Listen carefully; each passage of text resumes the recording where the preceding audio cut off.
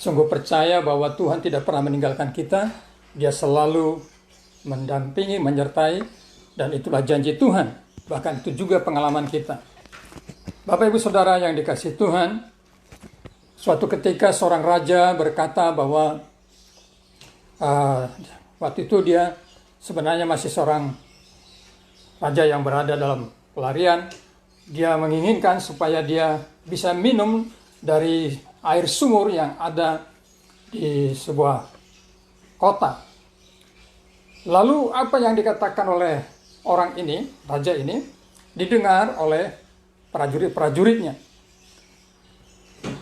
Tanpa sepengetahuan raja ini, dua orang prajuritnya masuk ke kota yang merupakan kota musuh, menerobos bahaya, lalu mengambil air sumur itu. Kemudian air sumur itu dibawa oleh prajurit ini kepada raja itu. Lalu ketika raja itu menerima air itu, raja itu kaget sekali.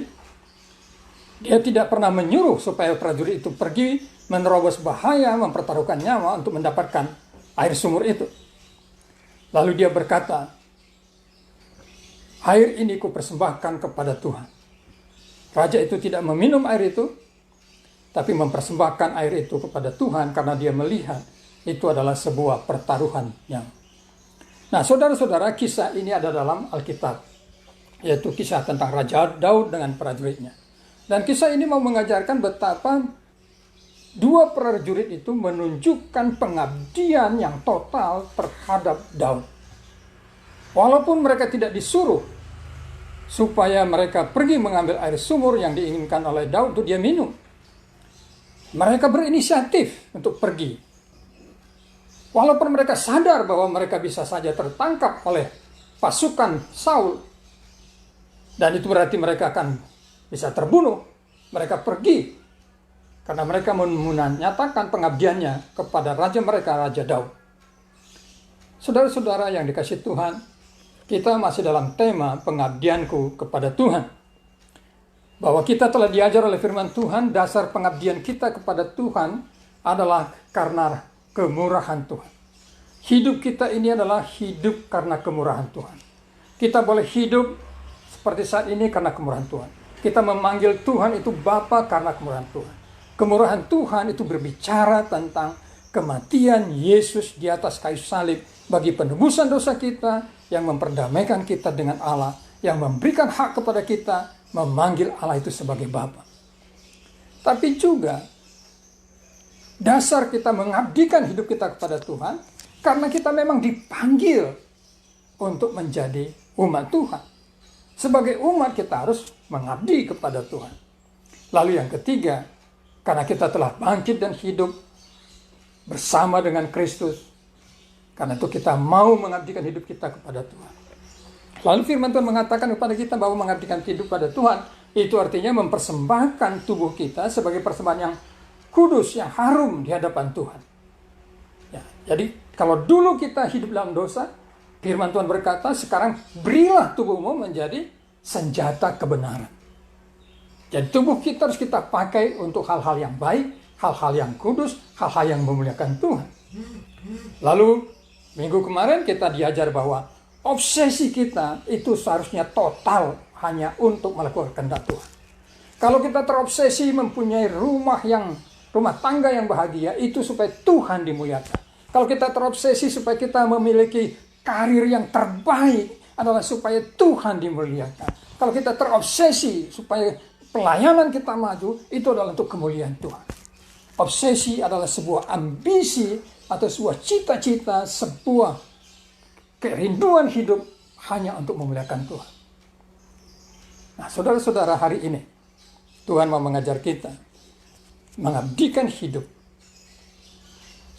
berkaitan dengan persembahan yang terbanyak. Saya pernah mendengar ada orang berkata, "Pak, kita kan sudah mempersembahkan tubuh kita untuk ibadah.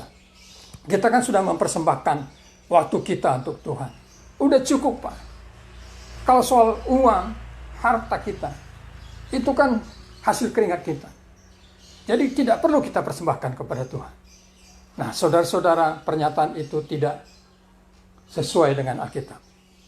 Karena itu hari ini Tuhan mau mengajar kepada kita mempersembahkan harta yang terbanyak kepada Tuhan.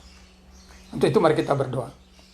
Bapa di surga, kami bersyukur firman-Mu menjadi landasan dan pedoman dalam hidup kami sebagai umat-Mu yang telah menerima kemurahan Tuhan, keselamatan.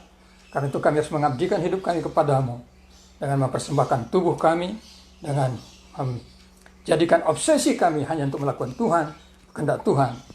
Dan biarlah firman-Mu hari ini mengajar kami. Kami mengabdikan kekayaan kami. Kami mengabdikan harta kami menjadi persembahan yang memuliakan Tuhan. Untuk itu rapi hamba-Mu, urapi kami semua dengan Roh-Mu yang kudus, sehingga kebenaran firman-Mu sungguh akan menjadi kebenaran yang membangun iman kami, membawa hidup kami, selalu memuliakan Tuhan. Dalam nama Tuhan Yesus. Amin. Saudara-saudara, mengenai mempersembahkan harta yang terbanyak kepada Tuhan sebagai pengabdian kita, itu kita akan diajar melalui firman Tuhan dari Markus pasal 12. Markus pasal 12, mari kita buka firman Tuhan. Markus pasal 12 ayat 41 sampai 44. Markus pasal 12 ayat 41 sampai dengan 44. Firman Tuhan berkata begini. Pada suatu kali Yesus duduk menghadapi peti persembahan dan memperhatikan bagaimana orang banyak memasukkan uang ke dalam peti itu. Banyak orang kaya memberi jumlah yang besar. Lalu datanglah seorang janda yang miskin dan ia memasukkan 2 peser, yaitu 1 duit. Maka dipanggilnya murid-muridnya dan berkata kepada mereka, Aku berkata kepadamu, sesungguhnya janda miskin ini memberi lebih banyak daripada semua orang yang memasukkan uang ke dalam peti persembahan. Sebab mereka semua memberi dari kelimpahannya, tetapi janda ini memberi dari kekurangannya, semua yang ada padanya, yaitu seluruh miliknya. Nah, hari ini firman Tuhan mengajar kita, memberi yang terbanyak bukan dari orang kaya. Kita belajar memberi yang terbanyak bukan dari seorang hartawan, milioner, jutawan, tetapi dari seorang yang miskin, saudara. Ya, seorang yang miskin. Ini kan unik sekali, menarik sekali. Belajar memberi yang terbanyak kepada Tuhan, mempersembahkan yang terbanyak lewat seorang yang miskin. Dikatakan di sini bahwa dalam ayat 41, pada suatu kali Yesus duduk menghadapi peti persembahan dan memperhatikan bagaimana orang banyak memasukkan uang ke dalam peti itu. Banyak orang kaya memberi jumlah yang besar. Nah, saudara-saudara, banyak orang kaya memberi jumlah yang besar. Kemudian dalam ayat 42, lalu datanglah seorang janda yang miskin dan ia memasukkan 2 peser, yaitu 1 duit. Banyak orang kaya datang dengan memberikan persembahan dengan jumlah yang besar. Lalu tiba-tiba muncul seorang janda. Nah, kemungkinan janda ini juga sudah tua. Memang tidak dikatakan janda di sini tua. Tapi dia adalah janda seorang yang miskin. Tidak disebutkan siapa namanya. Lalu orang miskin ini, si janda yang miskin ini, memasukkan persembahan. Lalu disebutkan jumlahnya. Kalau orang kaya itu tidak disebutkan jumlah bilangannya, apakah dia memberikan persembahan 100 juta, 200 juta, tidak disebutkan. Tapi yang jelas banyak. Lalu orang miskin ini, si janda ini, memberikan persembahannya. Disebutkan angkanya, yaitu 2 peser. Atau sama dengan 1 duit. Nah, saudara-saudara, dalam kamus Alkitab saya baca, jumlah gaji harian pada zaman Tuhan Yesus, itu sekitar 180-an peser. Jadi berarti 90 duit, saudara-saudara. Nah, kalau sekarang gaji harian tukang harian itu sekitar 180-200 ribu. Nah, jadi kalau kita bagikan 180, berarti janda miskin ini hanya memberi tidak lebih 2.000 rupiah. Jadi persembahannya tidak lebih dari 2.000 rupiah. Ada orang kaya, bukan satu orang, bukan dua orang, tapi banyak, bawa persembahannya dengan jumlah yang besar. Kemudian muncul seorang janda miskin, memberi persembahan dengan angkanya hanya 2 peser atau 1 duit. Atau kita pakai uang kita sekarang 2.000 rupiah. Lalu di dalam ayat 43, firman Tuhan berkata, maka dipanggilnya murid-muridnya dan berkata kepada mereka, aku berkata kepadamu, sesungguhnya janda miskin ini memberi lebih banyak daripada semua orang yang memasukkan uang ke dalam peti persembahan. Nah, saudara-saudara, ayat 41 jelas mengatakan bagaimana Yesus memperhatikan orang kaya itu datang memberi dengan jumlah yang besar. Kemudian datang seorang janda miskin memberikan persembahan hanya 2 peser, yang kita rupiahkan sekarang hanya 2.000 rupiah. Tapi di dalam ayat 43 Tuhan Yesus memberikan sebuah kesimpulan, sebuah penilaian. Dia berkata, aku berkata kepadamu, sesungguhnya janda miskin ini memberi lebih banyak daripada semua orang yang memasukkan uang ke dalam peti persembahan. Ini kan sesuatu yang sangat mengejutkan. Murid-murid melihat bagaimana orang kaya itu memberikan persembahan-persembahan yang berjumlah besar. Murid-murid melihat bagaimana janda miskin ini memberikan persembahan hanya 2.000 rupiah. Lalu Tuhan Yesus memberikan pernyataan, statement. Aku berkata kepadamu bahwa persembahan janda miskin ini adalah persembahan yang lebih banyak jumlahnya dibanding jumlah yang besar dari persembahan orang kaya itu. Saudara-saudara, apa rumus Tuhan Yesus sehingga dia mengatakan persembahan janda miskin yang jumlahnya hanya 2.000 rupiah ini lebih banyak daripada yang diberikan orang kaya yang jumlahnya besar? Dulu saya ada teman dosen, seorang doktor ekonomi di UGM, namanya Pak Suparma. Beliau ketika sharing firman Tuhan ini memberikan sebuah prinsip ekonomi, saudara.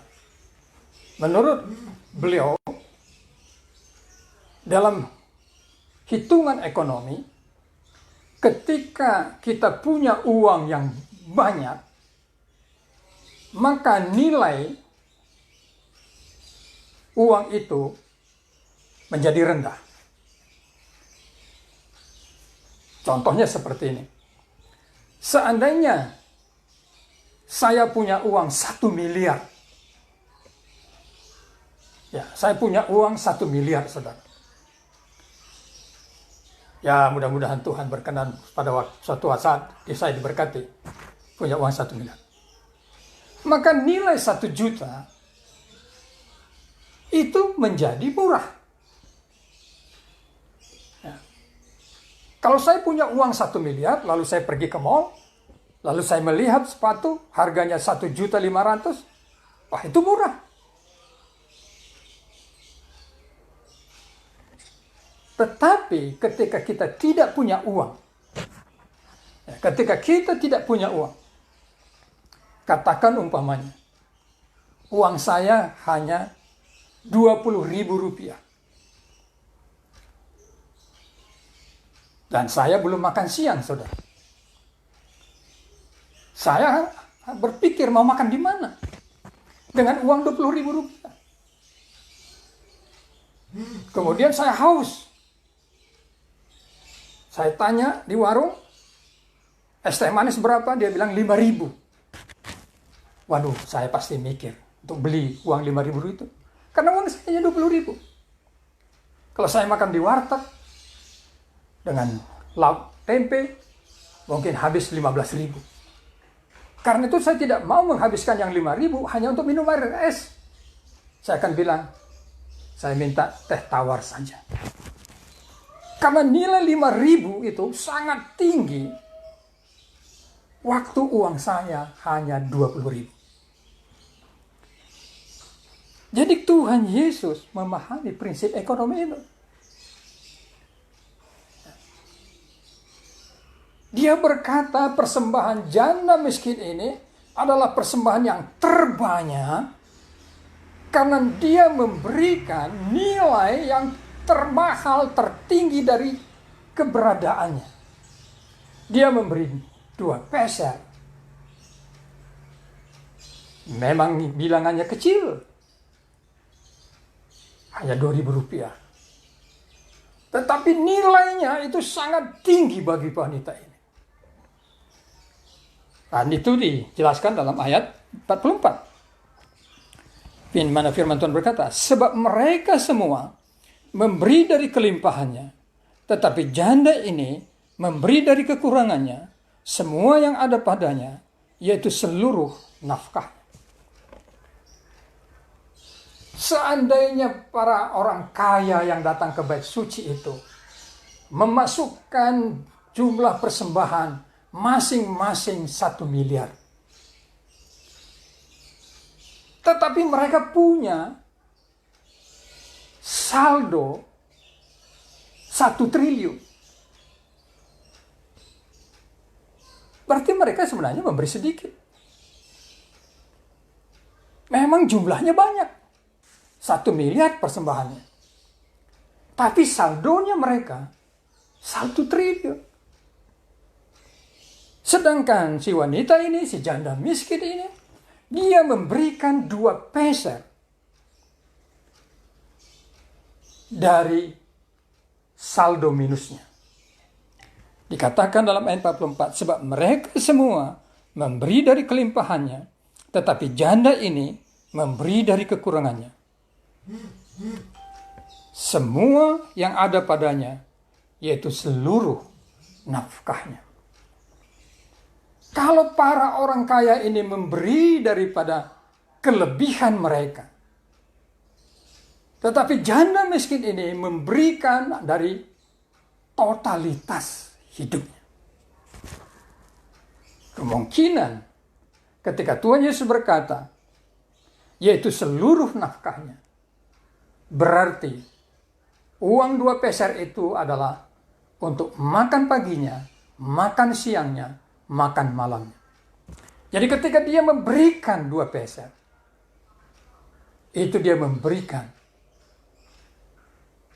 kebutuhan makannya sehari.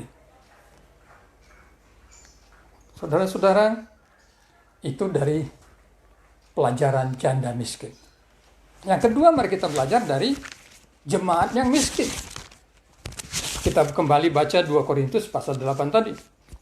2 Korintus pasal 8. 2 Korintus pasal 8 ayat 1 sampai 5. Bunyinya demikian. Ayat 1. Saudara-saudara, kami hendak memberitahukan kepada kamu tentang kasih karunia yang dianugerahkan kepada jemaat-jemaat di Makedonia. Selagi dicobai dengan berat dalam pelbagai penderitaan, sukacita mereka meluap, dan meskipun mereka sangat miskin, namun mereka kaya dalam kemurahan. Dalam firman Tuhan ini dikatakan bahwa ada 2 persoalan dalam kehidupan jemaat Makedonia. Yang pertama adalah mereka mengalami penganiayaan. Mereka berada dalam pencobaan yang berat dengan berbagai penderitaan. Jadi ada penderitaan yang terjadi di dalam jemaat Makedonia. Sebagai orang yang baru percaya, mereka dikucilkan. Sebagai orang yang baru percaya, mereka dianiaya. Tetapi masalah yang kedua adalah mereka miskin, saudara. Sudah menderita, miskin lagi. Wah, itu berat, saudara-saudara. Itu berat. Sama dengan banyak yang terjadi di dalam keadaan masyarakat kita hari ini. Ya, akibat pandemi yang belum tuntas ini, ada puluhan ribu orang yang kena PHK.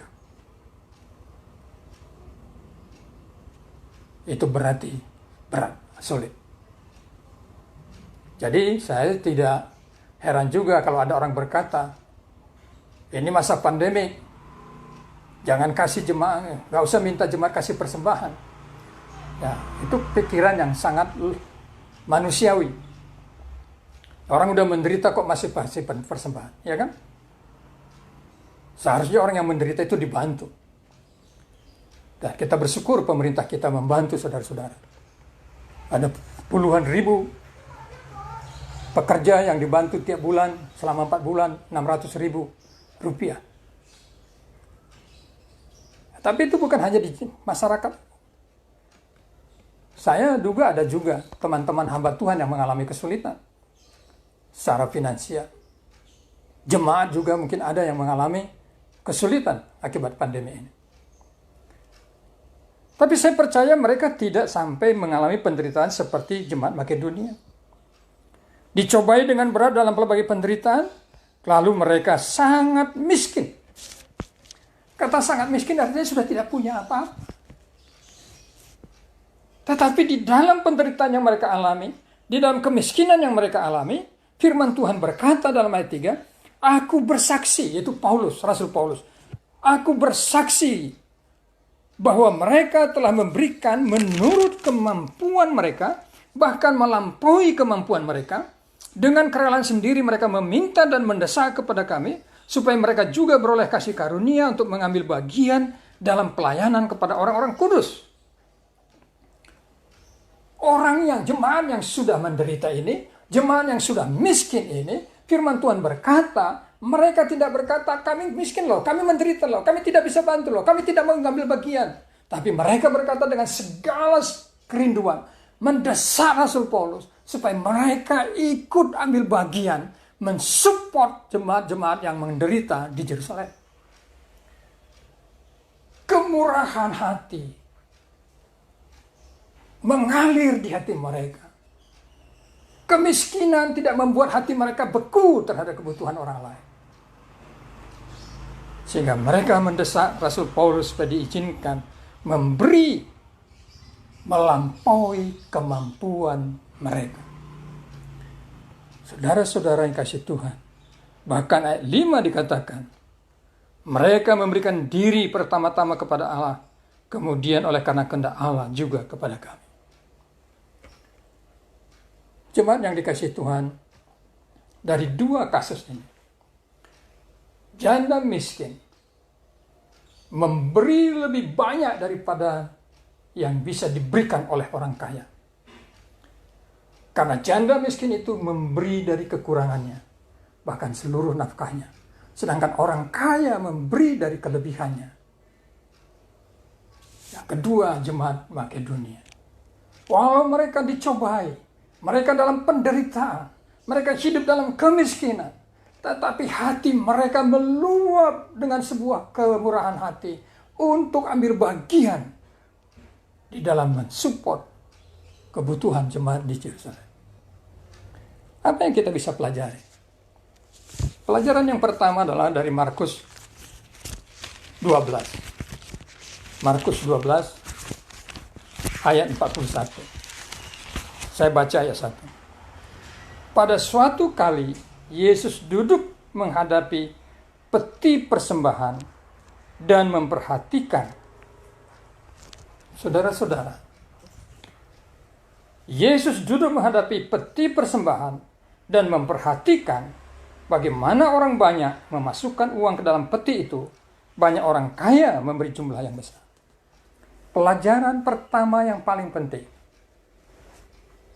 Firman Tuhan ini berkata, Tuhan memperhatikan persembahan kita. Tuhan memperhatikan berapa yang kita persembahkan. Tuhan memperhatikan hati kita dalam mempersembahkan. Saudara-saudara, saya percaya Tuhan Yesus tidak punya motif mengeksploitasi jemaat supaya memberi uang kepadanya.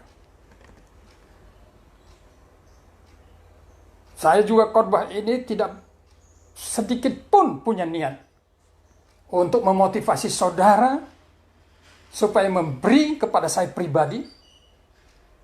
Tidak. Di hadapan Tuhan, saya berani bersaksi. Saya sampaikan ini hanya karena ini kebenaran firman Tuhan sebagai pengajaran untuk membuktikan kita sungguh mengabdi kepada Tuhan. Jadi kalau saudara memberi persembahan, jangan lupa Tuhan memperhatikan hati dan persembahan saudara. Saudara-saudara, ada satu lagu di gereja yang sebenarnya secara syairnya itu tidak tepat, yaitu lagu persembahan. Persembahan kami sedikit sekali, kiranya Tuhan terimalah dengan suka hati. Saudara, mungkin pencipta lagu itu terinspirasi dengan 2 peser. Dia tidak membaca bagaimana Yesus memberi kesimpulan, memberi yang terbanyak, bukan jumlah, tapi nilainya.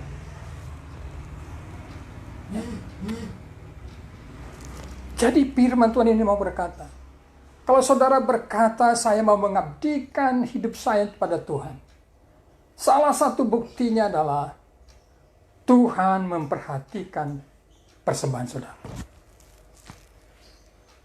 Kalau saudara memberi 100 juta, tapi itu adalah merupakan dari kelebihan saudara, nilainya tidak lebih tinggi daripada nilai jemaat yang memberi hanya Rp2.000.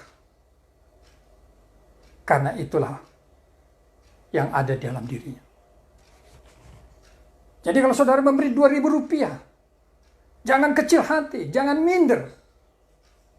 Asal itu merupakan seluruh yang bisa saudara persembahkan pada Tuhan. Tidak usah sombong kalau saudara bisa memberi 500 juta. Karena saldo saudara masih ada 100 miliar. Saudara hanya memberi dari kelebihan. Belajarlah dari janda miskin dan Makedonia, jemaat Makedonia. Pelajaran yang kedua, mari kita beri sesuai dengan yang kita miliki. Jangan memberi dengan cara berhutang. Ketika saya masih kecil dan remaja, pemuda di Brastagi, salah satu metode cari dana untuk pembangunan gereja di mana saya berjemaat adalah dengan lelang, saudara. Dan menarik sekali. Ya, waktu lelang itu orang rebutan menyebutkan saya sekian, saya sekian, saya sekian. Selesai acara pesta lelang, panitia mulai tagih. Ada satu bapak yang menjadi pemenang tertinggi dari lelang itu. Dia bilang utang dulu. Sampai 5 tahun gak pernah lunas utangnya. Karena gak dibayar. Berilah sesuai dengan yang saudara miliki.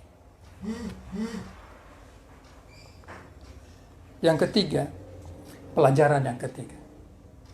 Ingatlah firman Tuhan yang berkata, di mana hartamu, di situ hatimu.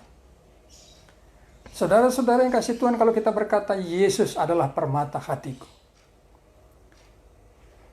maka tidak ada yang terlalu mahal, terlalu besar untuk membeli permata yang terindah itu. Tetapi ketika saudara menjadikan harta saudara sebagai permata yang terindah, dan Yesus hanya sebagai seorang pemberi yang saudara lupakan, maka saudara akan menjadi seorang yang terlalu berat, terlalu sulit untuk mengabdikan harta saudara kepada Tuhan.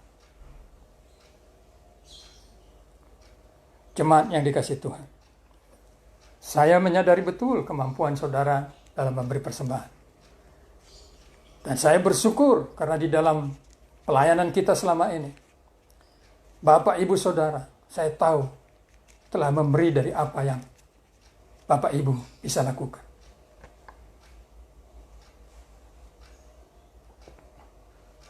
Untuk ke gereja saja, Bapak, Ibu harus naik Grab. Itu pun biayanya sudah besar. Tapi kita bersyukur.